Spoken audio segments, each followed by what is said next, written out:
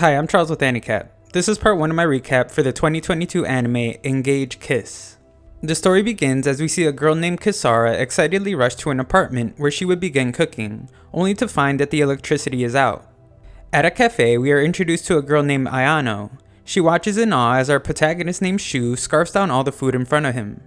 Ayano is concerned about the speed at which he eats, but Shu explains that he hasn't eaten in days. He also reveals that he hasn't been able to find work in a while, and she expresses disappointment for him leaving the company she works for.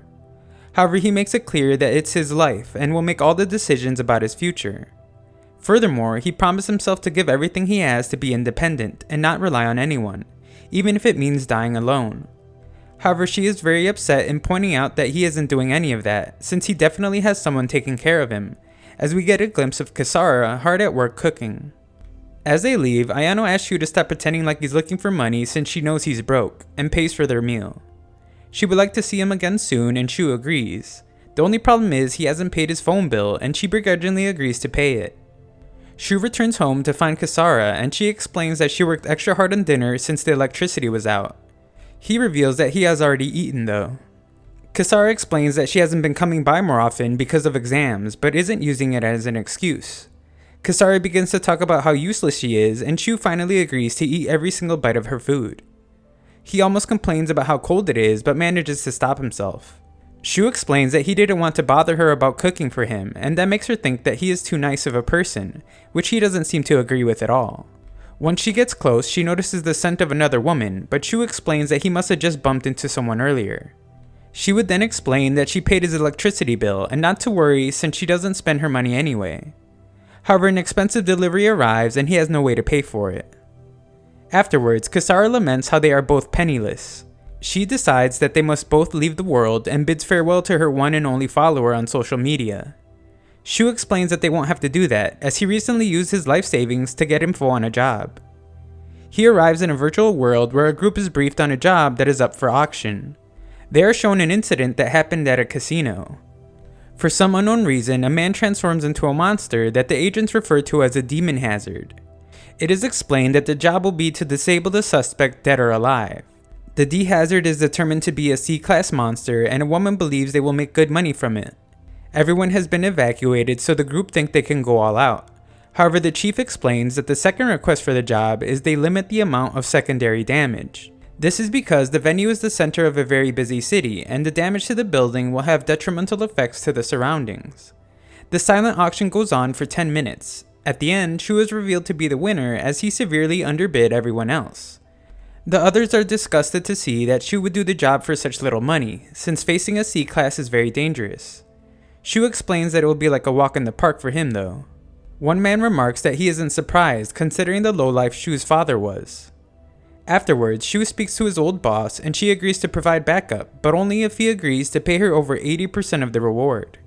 Shu thinks it's unfair, but she explains that it's actually a pretty good deal, considering how much money her daughter has used on him. She hangs up and we see that her daughter is Ayano. Ayano doesn't want to be brought up in their negotiations, but agrees to do the job. Shu then leaves her the mission and promises Kisara that he will pay her back by the next day. He arrives late after explaining he couldn't afford a cab, and Ayano confirms that they are only there as backup. However, if he isn't able to defeat the monster, they will, and the reward will be theirs. Ayano's group draws the attention of the endless wave of minions, but bullets are easily deflected off the demon. Shu manages to make his way to its back, but is surprised to find that it doesn't have any weak spots. He is in a really bad spot as the demon is completely focused on him, but is rescued just in time by Kisara. He is relieved to see she isn't upset anymore, and she explains that he is useless without her. The demon regenerates and it becomes clear that it is actually a B class. The group want more backup, but Ayano begrudgingly explains that with Kisara there, that won't be necessary. Kisara's attack fails though. She reminds Shu that they haven't worked in a while and it's been 3 months since they've done their ritual. The demon needs to be defeated at any cost, so Shu asks that he lend him her power, and she aggressively takes charge in starting the ritual. The leveled up Kisara is much more powerful than before and easily slices through the minions. She tries to hit Ayano with their body parts though and explains that she is just a useless old woman. Shu awakes to find a tooth in his mouth with instructions to use it in battle. Back to the fight, Kisara recognizes the scent that Shu had on him earlier and the two girls continue their bickering. Shu tries to stop their dangerous infighting only to have Kisara turn on him. She wants him to prove his dedication to her and asks for a spare key to his apartment. Shu reminds her that she is able to walk through walls, but she exclaims that it's about more than that, and he must agree. With their new arrangement, they are able to refocus, and Shu prepares a bullet with the tooth in it. Kisara decimates several minions and clears a path for Shu. He gets close and unleashes the devastating blow that would finally kill the demon. Afterwards, Shu asks that she extract information from the demon, but they don't have time as the building begins to collapse. They're in grave danger, but Shu can only think about how much they will deduct from the reward. Kisara stops the debris from falling, and Ayano explains that B-class enemies don't have a chance. Not as long as they have a super A-class demon hazard on their side. Later, Kisara uses her new key to get into Shu's place, and takes some memorable pictures. The next morning, Shu looks over the memory she extracted from the possessed demon, but there isn't much. Shu is surprised to hear that she is analyzing the state of his business, and she explains that she must take care of his health and finances since they're living together now. He reminds her that he only gave her a key, but she ignores that to point out that they are going to be tight on money. Shu explains that it's the end of the month though, and they will be getting paid, but Kisara explains that the payout is actually next month. She tells him not to worry, and we see that she is thinking about finding a part-time job.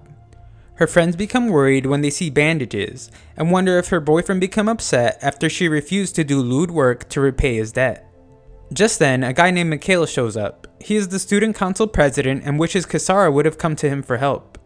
He ignores the other girl's request for important school matters and invites Kisara to a party later that night, but they are all gone. Elsewhere, Shu asks Ayano if he could be a subcontractor for her company, and offers to do any kind of work they need, including security or even traffic guidance. She is irritated by his insincere voice though, and points out how the pink-haired girl would be upset if she knew he was there. Shu explains that he is more broke than ever and doesn't have a choice, so Ayano decides to consult the company president, aka her mother. However, she sees a post Kisara made about them living together and storms off. Elsewhere, a man explains that the Anti-Demon Bureau chief would like for the mayor's party to be postponed or cancelled. This is because they found evidence that a student they suspected of demon possession is planning to assassinate the mayor. The mayor's advisors refuse but ask that they provide security instead, and request that any fighting be kept indoors, since the cover-up for the casino incident proved to be difficult.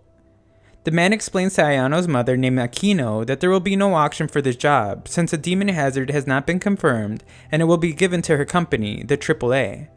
She knows of someone that she can hire to do it for cheap, and we see that the person is Shu. He is working with a man named Miles, Ayano, and Kisara. Kisara tries to take a bit of the delicious food, but is interrupted by Mikhail, who is extremely glad she came. Nearby, Miles explains that their suspect is someone his boss has been trying to capture for some time. He was just a normal student until the day he came up with an elaborate plan for terrorism.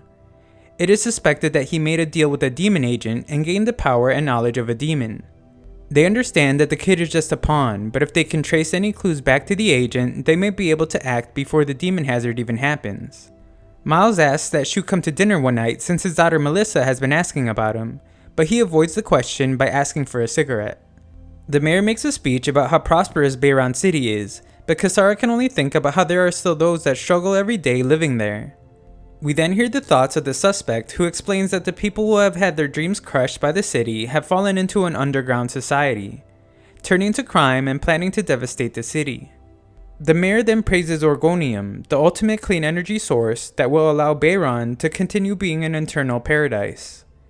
Shu is disgusted to hear that though, knowing that the city is filled with demons, and it's the place where his entire family was massacred.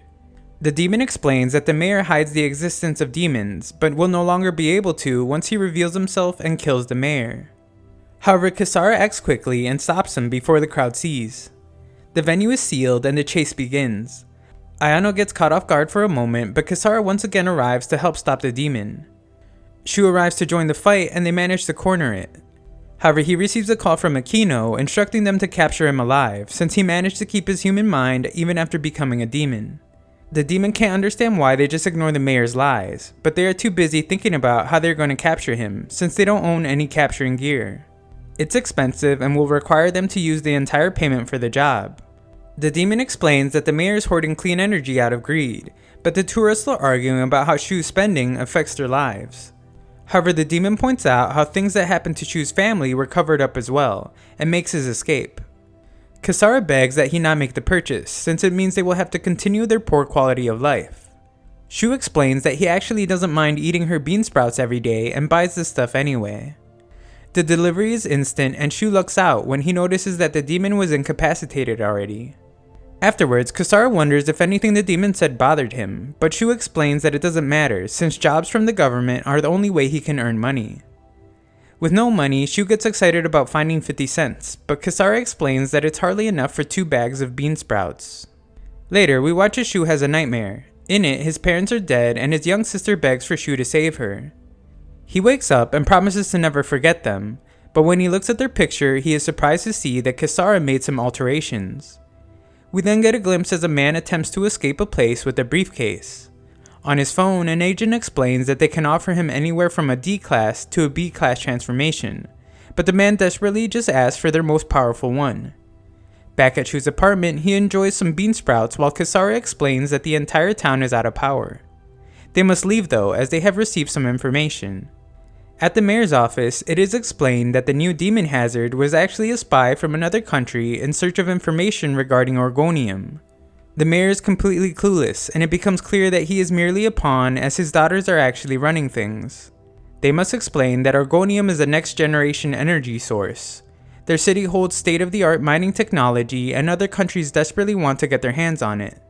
The girls prepare for a massive cover-up and simply leave their father with signing paperwork. Elsewhere, Shu meets with Ayano, who is embarrassed when it's clear that she changed out of her work clothes to meet with Shu. He shows her the information he received about a B-class demon and the emblem it left behind that is similar to the one from the casino. She is surprised that he was able to get such valuable information before the auction even started. He acknowledges that the person sending the info must be exploiting how desperate he is for money to use Kisara's powers. He explains that he knows what he is doing and she should trust his decision making. However, she is quick to point out all his horrible decisions recently. At the auction, Shu wins once again with a bid of $200,000. It's a B-class demon though, and everyone knows that the job is worth at least $500,000. That doesn't matter though, since the chief cancels the auction. He just received information that the demon has absorbed one of the orgonium cores that had enough energy to supply the city with a week's worth of electricity. The core must be retrieved, so they are not allowed to kill the demon. Shu objects to them nullifying his winning bid and restarting the auction, but everyone is aware that he doesn't have the means to capture such a large demon. Elsewhere, it is explained that Shu is the most powerful demon exterminator and the only demon user in the city. The police are limited by a heavy weapons law forced onto the city by other countries out of fear they were becoming too powerful. This means Shu and Kisara are the most powerful force in the city, but the government and others in the business treat them as an annoyance. AAA managed to immobilize the demon and prepare to extract the core. Miles explains that Shu brought the demon girl to the city 2 years ago and immediately applied to register as a demon extermination business. However, they were rejected and Kisara was designated as the first A-class demon hazard in history. All the demon extermination companies joined together to deal with Shu and Kisara, but they were wiped out instead. The government realized they couldn't be defeated and approved Shu's business. Just then, the demon goes through an evolution and breaks free. It is explained that requesting spare units to help would put them over their budget, so Aquino was forced to call a cheaper solution. Shu isn't humble about them asking for help, but he must then beg her not to hang up. She explains that Ayano's squad can barely hold the demon back, so they must resort to asking the help of a demon. Shu explains to Kisara that they are going to have to go at full strength this time. She wonders what he plans to give in return, and he explains that he has memories from 3 years ago that remain untouched. He determines he will have to give up 3 months worth of memories, and she reminds him that is when he started living with a certain girl. She wonders if his overall objective is the annihilation of demons, bringing back his family, or to rescue Ayano right now. Kisara points out how Ayano was wearing the same outfit she wore on her first date with Shu, but he no longer has that memory. They kiss, and she points out how cruel he is for his willingness to embrace a woman he does not love just to accomplish his objective. He even discards memories of the woman he loves so he can save her. Nothing matters now though, as Shu tells Kisara to take the memories she needs and change them into her power. Just as Ayano is about to be crushed, Kisara arrives to save her and takes off to fight the demon. It's very powerful though and refuses to go down without a fight. Shu awakes to find a message he left for himself to aim for Kisara. As Shu loads his weapon, he tries to remember his objective, but determines he needs to stop thinking and trust his past self.